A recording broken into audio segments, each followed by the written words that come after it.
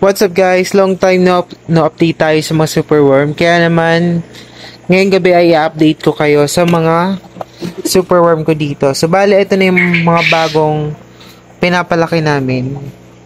Ayan, mga microworm.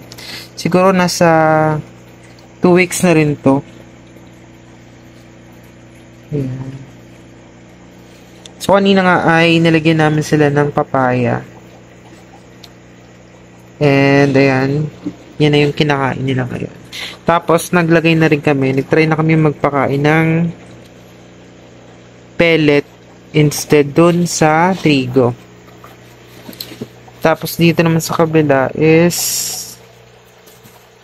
hindi ko pala nalagyan ng papaya. Yan.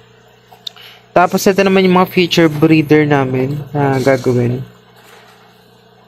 So ilang mga siguro 1 week pa ilalagay na ulit namin sa isolation or dun sa ketchup sauce ka pala. Tapos ito rin yung iba.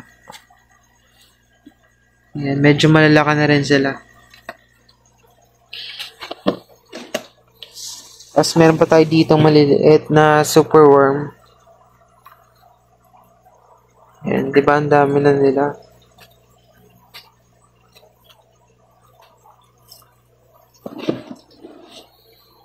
Tapos dito din, mga microworms din to guys. Yan, malalaki na. So pag may ganito na is, nililipat ko na to sa ibang lalagyan.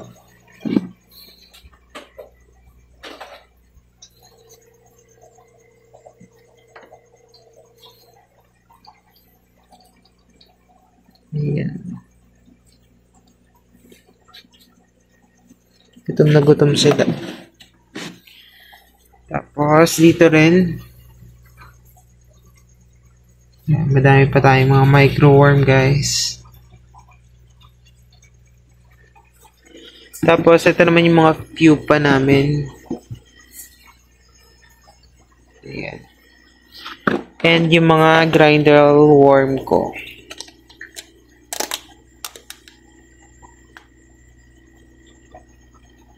May kasama ng uod.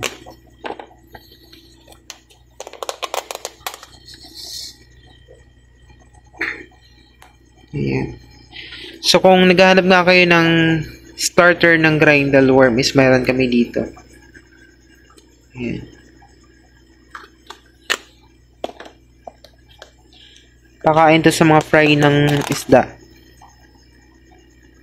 And napakataas din niya sa protein, which is nakakatulong para sa paglaki ng mga fry natin. Yun. Nila. So ayun nga lang guys ang update natin ngayong gabi. Thank you for watching.